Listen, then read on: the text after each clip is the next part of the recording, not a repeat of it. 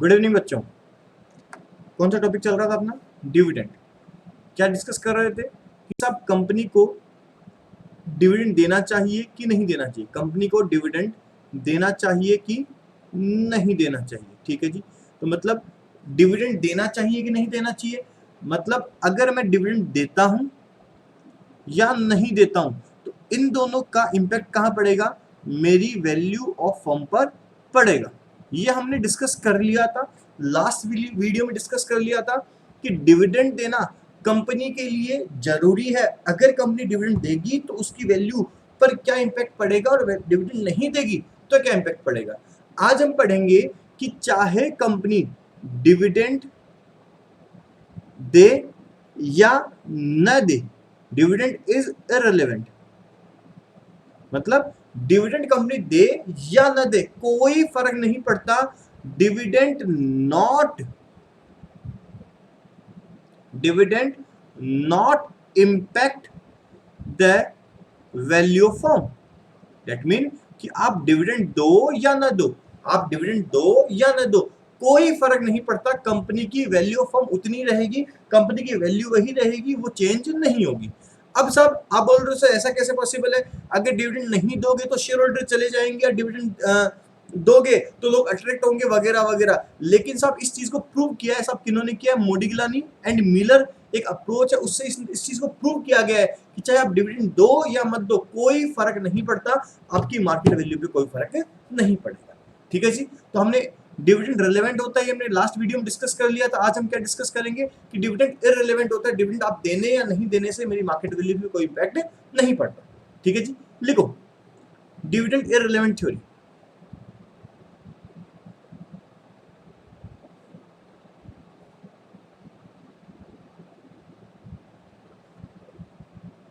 लिखो dividend irrelevancy is defined by Modigilani-Miller theory. Is defined by Modigilani-Miller theory. According to this theory,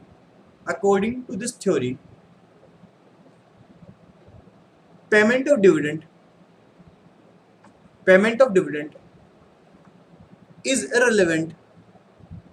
irrelevant to define the value of firm. That mean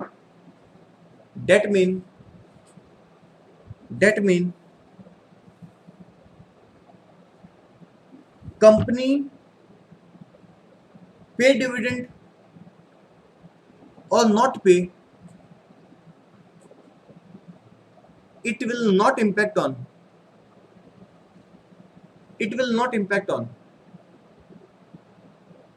value of firm. It will not impact on value of firm. ठीक है जी। मतलब मैं dividend दूं या ना दूं कोई फर्क नहीं पड़ता, मेरी डिविडेंड देने से या नहीं देने से मेरी फर्म पे कोई फर्क नहीं पड़ेगा। अब सर इस चीज को समझते हैं, एक एग्जांपल लेते हैं, एग्जांपल के थ्रू समझेंगे। सेम एग्जांपल, सेम डाटा, सब कुछ सेम, बस एक एग्जांपल में डिविडेंड दूंगा, एक एग्जांपल में डिविडेंड नहीं दूंगा, तो देखते हैं मेरी वैल्यू ऑफ फर्म पे कोई फर्क पड़ता है कि नहीं पड़ता है। ठीक है जी। वैल्यू फॉर्म पे फर्क पड़ता है कि नहीं पड़ता है, जरा देख लेते हैं। लो जी, एक मॉड्यूल में एग्जांपल दे रखा है। देखो अभी सीधा फॉर्मूला लिखेंगे तो उतना समझ में नहीं आएगा, हम फॉर्मूला भी लिखते जाएंगे, साथ में अमाउंट्स भी लिखते जाएंगे, ताकि दोनों चीजें साथ में कवर होती जाए। ठीक है जी। आइए इलिस्ट्रेशन 1 में, मॉड्यूल में, AB engineering limited belong to a risk class for which capitalisation rate is 10%। इसका मतलब कि साहब मेरी केई कितनी होगी? 10%। अब ये चीजें मैं डिस्कस कर चुका हूँ, केई वगैरह क्या होती है। It currently outstanding 10,000 shares selling at 100 रुपए पर ईच। इसका मतलब क्या हुआ? अगर मैं आज शेयर इश्यू करता हूं तो कितने में शेयर इश्यू होगा? 100 रुपए में। अच्छी बात है। Firm is contemplating the declaration of dividend 5 रुपए share at the end of the current financial year. मतलब अगर मैं आज 100 रुपए का शेयर खरीदता हूं तो मुझे कंपनी 1 साल बाद कितने रुपए का डिविडेंड देगी भैया? 5 रुपए का डिविडेंड देगी। सर ये डिविडेंड मुझे मिलेगा क्या? कब? ये मिलेगा मुझे साल के एंड में डिविडेंड मिलेगा of the current financial year.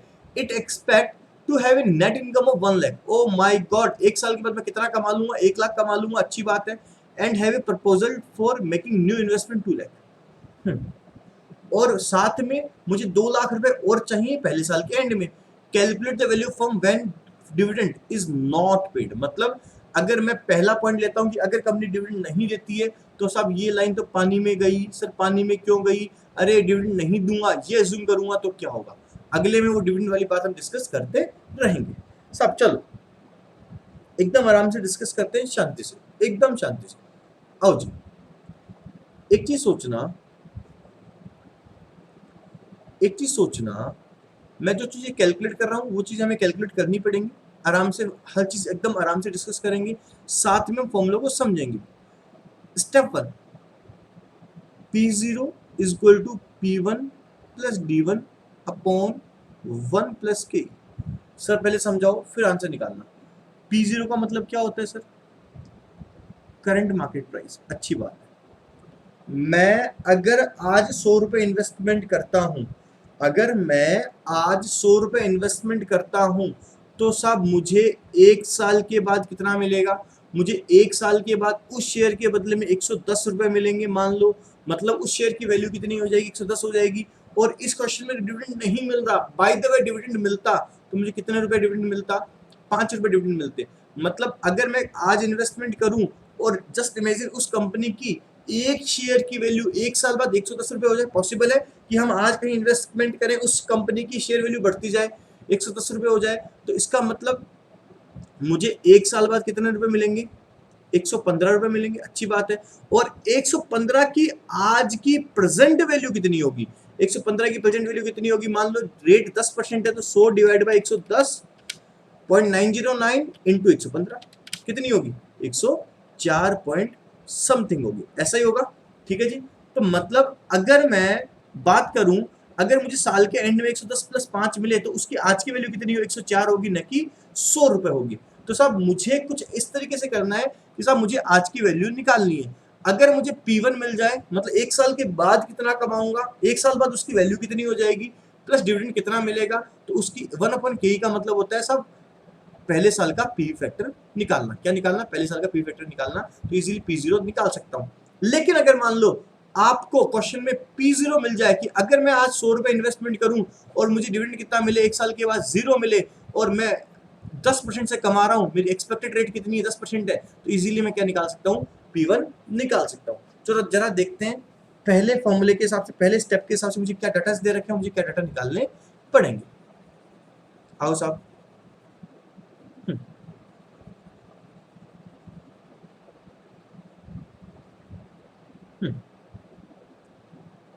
P0 is equal to P1 plus D1 upon 1 plus K। वो भी लिख लेना, if company not pay dividend।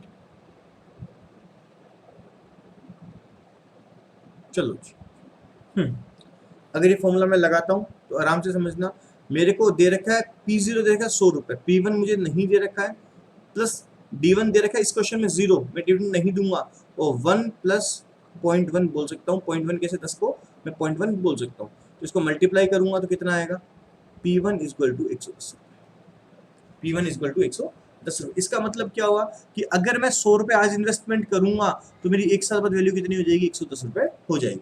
चलो जी, मेरा पहला स्टेप कंप्लीट हो गया। स्टेप 2, आराम से कैलकुलेशन ऑफ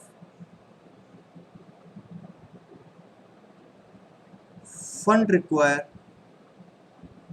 सॉरी इसको थोड़ा चेंज करते wording, calculation of additional fund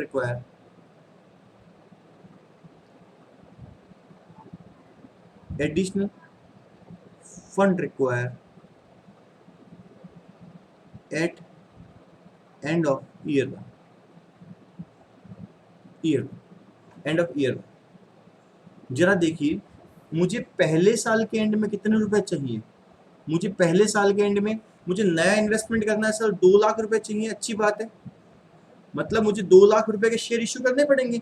लेकिन 2 लाख में से मैंने कितना कमा लिया, जब देखिए मैंने 1 लाख रुपए कमा लिए, भाई 1 लाख रुपए कमा लिए, तो साहब मेरे को 2 लाख रुपए चाहिए, 2 लाख में से जितना मैंने कमा लिया उतना तो मैं वापस इन्वेस्ट कर सकता हूँ। तो 2 लाख में से मैंने 1 लाख रुपए कमा लिए, तो जरा सोचो मुझे कितने पैसे और मार्केट से उठाने पड़ेंगे, केवल 1 लाख रुपए उठाने पड़ेंगे। अब मजे की बात देखो, 2 लाख रुपए मैंने मुझे चाहिए थे, 1 लाख रुपए कमाए और 1 लाख में से मैंने डिविडेंड कितना डिस्ट्रीब्यूट कर दिया, कुछ डिस्ट्रीब्यूट नहीं किया, तो मुझे कितना फंड चाहिए, 1 लाख रुपए का फंड चाहिए।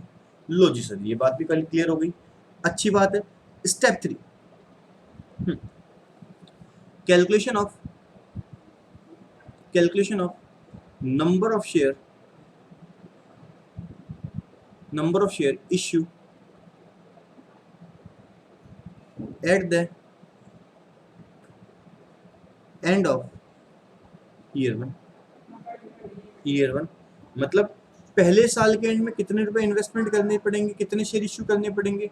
तो सर मुझे पहले साल के एंड में समझने की कोशिश करना, मुझे कितने रुपए और चाहिए, 1 लाख रुपए चाहिए। और 1 साल के बाद अगर मैं इश्यू करता हूँ, 1 साल के बाद इश्यू करता हूँ, तो सर एक शेयर कितने में इश्यू करूंगा, 110 रुपए में इश्यू करूंगा। सर कितने में इश्यू करूंगा, 110 रुपए में इश्यू करूंगा। अच्छी बात है सर, 110 रुपए में इश्यू करूंगा।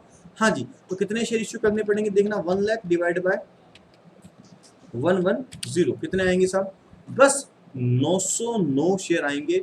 0.09 में इसलिए लगा रहा हूँ, वैसे फ्रैक्शन में शेयर इश्यू नहीं होते हैं, मैं 0.09 इसलिए लगा रहा हूँ ताकि मेरा आंसर एग्जैक्ट मैच हो जाए दोनों कंडीशंस में। ठीक है, वैसे वैसे नहीं हो सकते, कोई दिक्कत नहीं। लो जी साहब, इतने शेयर इश्यू करने पड़ेंगे।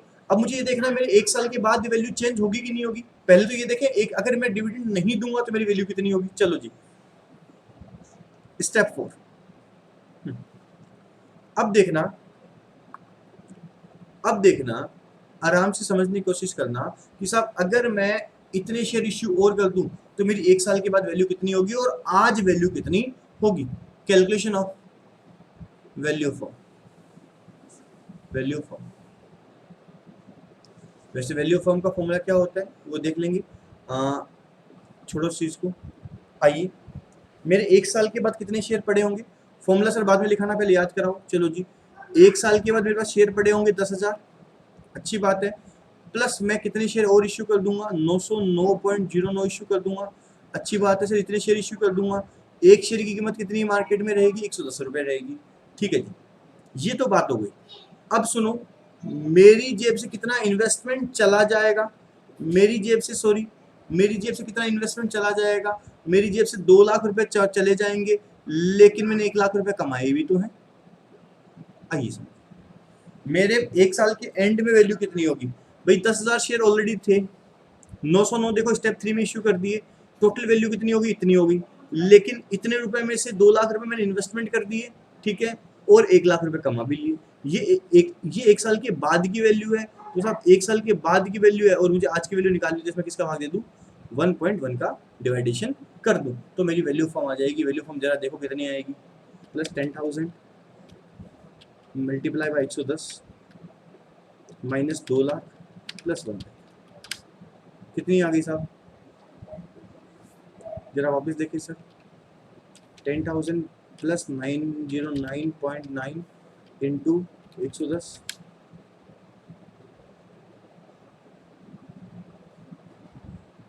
ठीक है जी, ये आ गई, प्लस 1 लाख और माइनस 2 लाख, कितनी आ गई, 1,10,000 आ गई, डिवाइड बाय 1.1। अगर मुझे आज की वैल्यू निकालनी है कितनी आएगी,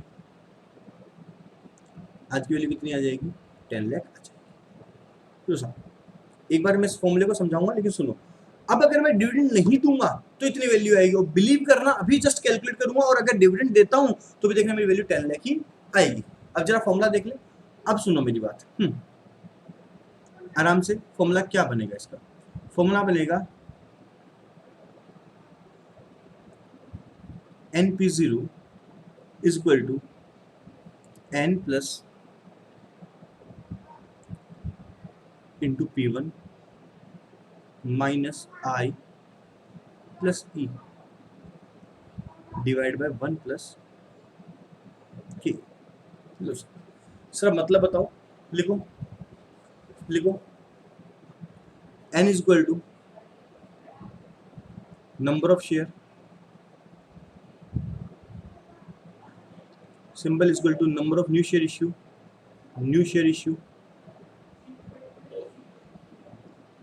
P1 is equal to value of equity share, value of equity share after 1 year, after 1 year is equal to earning, earning. ठीक है जी। फिर अब समझिए वापस मैं निकाल रहा हूं मेरी 1 साल के बाद वैल्यू कितनी हो जाएगी। तो साहब 1 साल के बाद एक शेयर की कीमत 110, कितने शेयर 10,000 ऑलरेडी थे, 909 और इश्यू कर दिए, इतनी हो गई। लेकिन इसमें से 2 लाख रुपए का इन्वेस्टमेंट कर दिया और 1 लाख कमाया था मैंने, ठीक है। और उसकी आज की वैल्यू निकालनी है तो मैं किसका डिवाइडेशन दे दूंगा, 1.1 का डिवाइडेशन दे दूंगा, मेरी वैल्यू 10 लाख आ जाएगी। अब देखते हैं अगर कंपनी डिविडेंड नहीं देती है तो क्या होगा, अगर कंपनी डिविडेंड नहीं देती है तो क्या होगा। आइए जी सेम क्वेश्चन है, इफ कंपनी सॉरी अगर कंपनी डिविडेंड देती है तो क्या होगा, if company pay dividend then value of firm will be, value of firm will be क्या होगी जरा देखते हैं। स्टेप 1 वही सेम का सेम, कैलकुलेशन ऑफ P1 कैसे निकलेगी, P0 is equal to P1 plus D1 upon 1 plus K। अब आपको समझाने की जरूरत नहीं, 100 रुपये अगर आज इन्वेस्टमेंट करूं तो P1 कितना आएगा देख लेंगे। अब सुनो D1 कितना आएगा, क्वेश्चन में दे रखा है, देखो मैं 5 रुपए का डिविडेंड दूंगा, क्वेश्चन में दे रखा है सर, कहाँ दे रखा है जरा देखो सर, 5 रुपए का डिविडेंड, 5 रुपए का dividend, low sir declaration dividend 5 rupees share at the end of the current financial year. चलो जी अच्छी बात है, 5 रुपए का डिविडेंड देगी कंपनी, बहुत अच्छी बात है sir.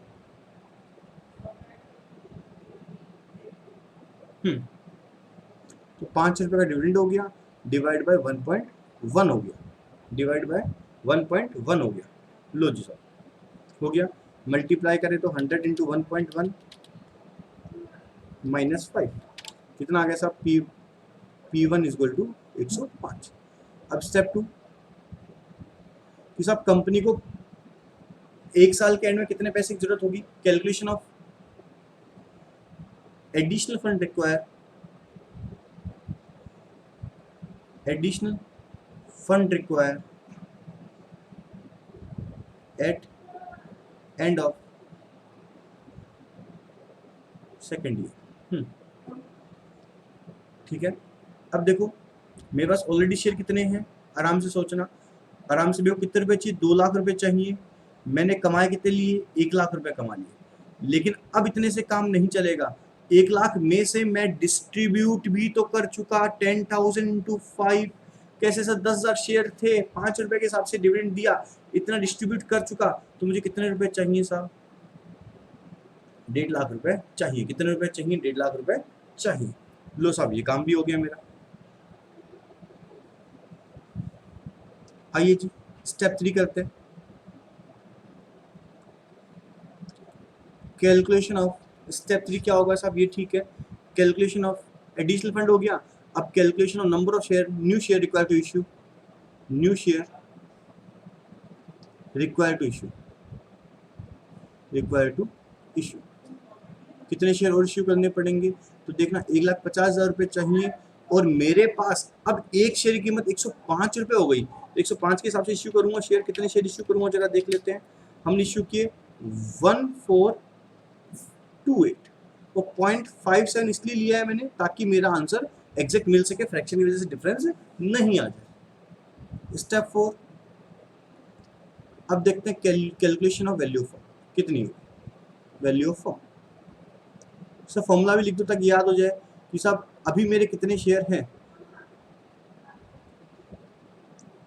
Sorry NP0 is equal to जो शेयर थे प्लस नए शेयर इश्यू कर दिए, प्लस नए शेयर इश्यू कर दिए, ठीक है, into P1 minus investment plus earning divide by 1 plus K। लो जी ऑलरेडी 10,000 शेयर थे, 1428.57 आ गए। अब एक शेयर की कीमत 105 रुपये हो गई, माइनस 2 लाख और प्लस 1 लाख, डिवाइड बाय कितना आएगा जरा देख लेते हैं एक बार। डिवाइड बाय 1.1 आ जाएगा। आइए जरा देखते हैं कितने वैल्यू आ जाएगी। Plus 10,000 into 105 minus 2 lakh plus 1 divide by 1.1। लो जी सर, देखिए आप चेक करिए, एकदम सेम वैल्यू आई। इसका मतलब क्या हुआ कि इन्होंने प्रूव कर दिया आपके यहाँ पर चाहे आप डिविडेंड दो या नहीं दो, कंपनी को कोई फर्क नहीं पड़ता, कंपनी की वैल्यू उतनी रहेगी। अब सर सवाल आता है क्यों? देखो भाई, इन्होंने हर एक बंदा, मैंने आपको पहले ही बताया था, कोई भी थ्योरी लिखता है तो अपनी खुद की एजम्पशंस मानता है। वो क्या बोलता है कि साहब अगर मैं डिविडेंड के रूप में पैसा दे देता हूँ और मुझे पैसा चाहिए, अब मुझे पैसा चाहिए तो कहाँ से आएगा? वापस मैं किसके पास जाऊंगा? शेयर होल्डर के पास जाऊंगा, उनसे पैसा लूंगा। अब जब मुझे पैसा चाहिए तो उनको मैं डिविडेंड क्यों दूं? मैं इनको डिविडेंड दूंगा, उनसे फिर वापस लूंगा। क्या मतलब होगा? इससे अच्छा है कि साहब मैं अपने पास पैसा रख लूं और मुझे पैसा चाहिएगा तो वहीं से इन्वेस्टमेंट कर दूंगा। तो डिविडेंड देने या नहीं देने से इस थ्योरी से कोई इम्पैक्ट नहीं पड़ेगा। सर एग्जांपल और करा दो ताकि वो क्लियर हो जाए। आइए जी।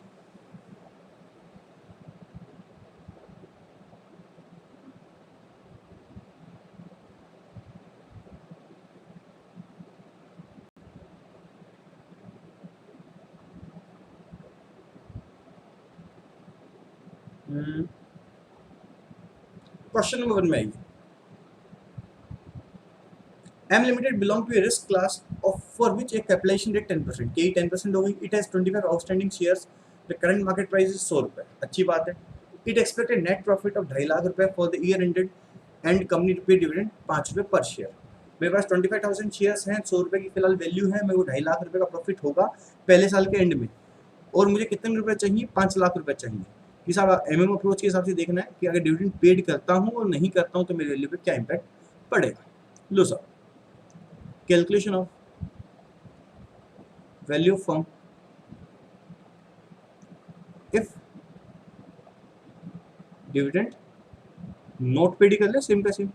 चलो step 1, calculation of P1। P0 is equal to P1 plus D1 upon 1 plus K।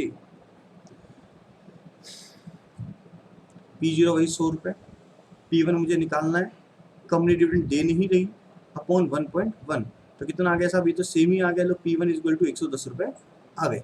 लो जी step 2, calculation of additional fund require. Additional fund require, additional कितना फंड चाहिए? तो साहब मेरे को 5 लाख रुपए चाहिए। भैया कितने रुपए चाहिए? 5 लाख रुपए चाहिए। अब 5 लाख में से मैंने कितने कमा लिए? मैंने 2.5 लाख रुपए तो कमा लिए खुद ने, लेकिन इसमें से डिविडेंड के रूप में कितने बांट दिए? इस क्वेश्चन में कुछ भी नहीं बांटे, तो कितने रुपए और चाहिए? मेरे को 2.5 लाख रुपए चाहिए। अब 2.5 लाख रुपए चाहिए तो मुझे नए शेयर इश्यू करने पड़ेंगे। Step 3, calculation of additional share issue.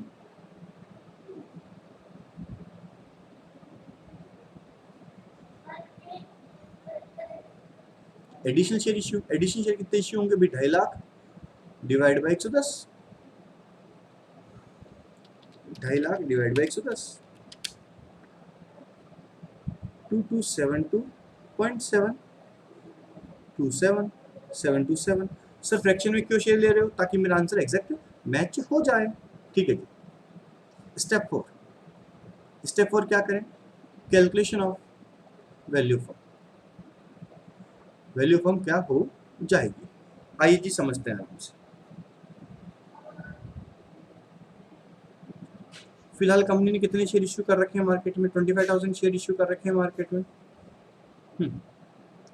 तो 25,000 प्लस 2272.727, लो जी इतने शेयर मार्केट में इश्यू कर रखे हैं, और 25,000 ऑलरेडी थे, इतने और इश्यू कर दिए, इंटू 110 रुपये, माइनस मेरी जेब से कितने रुपए जाएंगे? 5 लाख रुपए जाएंगे, लेकिन मैंने कमाए कितने? 2.5 लाख रुपए कमा लिए। डिवाइड बाय, ये तो एक साल की बात की वैल्यू होगी, आज की वैल्यू डिवाइड बाय 1.1 कितना आया जरा देख लेते हैं। Into 110 minus 5 lakh plus 250 divide by 1.1। लो साहब कितना आ गया देखो, 25 2 3 4 5 3 4 5 वैल्यू आ गई 25 लाख रुपीज वैल्यू आ गई। ये कब? जब डिविडेंड देगी, नहीं देगी अब डिविडेंड देगी तो भी इतनी वैल्यू आनी चाहिए, जरा समझ लेते हैं सर, इतनी ही वैल्यू आएगी।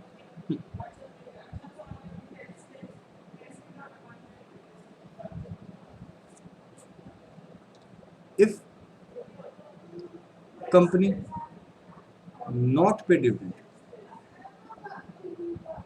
कंपनी पे डिविडेंड, सॉरी, हाँ जी। स्टेप 1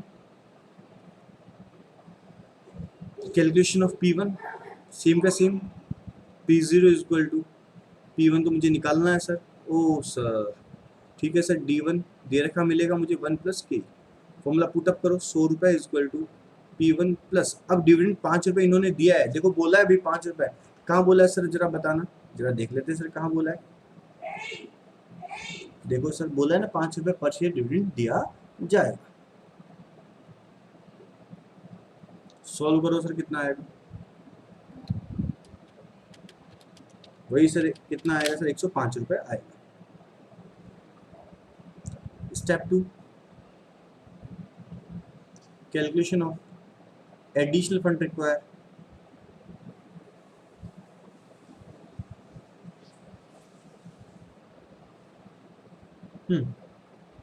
एडिशनल फंड कितना चाहिए, मेरे को 5 लाख रुपए चाहिए, लेकिन 5 लाख में से 2.5 लाख तो मैंने कमाई लिए।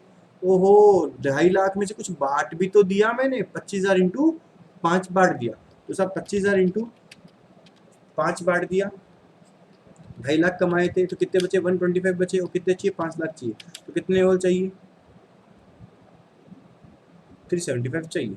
अब 375 चाहिए तो साहब कुछ शेयर और इश्यू करने पड़ेंगे। Step 3 calculation of new share issue, new share issue तो कितना आएंगे, 3,75,000 डिवाइड बाय 105, 3571.4285 कर दीजिए, चलो 86 कर दीजिए, हाँ जी 4286 कर दीजिए। अब स्टेप 4 अपना वही ऐसा वैल्यू निकाल लो, तो ऑलरेडी 25,000 शेयर थे प्लस 3,571.4286 और इश्यू कर दिए, माइनस 5 लाख रुपए इसमें से इन्वेस्टमेंट कर दिया, लेकिन कमा भी कितना लिया, 2.5 लाख रुपए कमा लिया, डिवाइड बाय 1.1, डिवाइड बाय 1.1 करेंगे तो देखो कितना वैल्यू आएगी, जरा देखिए, प्लस 25,000 प्लस 2,50,000 डिवाइड बाय 1.1, लो जी सेम की सेम कितनी आई है, 25 लाख रुपीज आ गई। मतलब ये अप्रोच हमें डिफाइन करती है कि सब आप चाहे डिविडेंड दो या नहीं दो, हमारे यहाँ पर वैल्यू फर्म पे कोई इम्पैक्ट नहीं। आई थिंक बात क्लियर हो गई होगी, इतना ही टॉपिक था मेरा, ये चैप्टर खत्म हो गया, फिर भी कोई डाउट हो तो आप क्लास में मुझसे डिस्कस कर सकते हैं। Okay bye bye.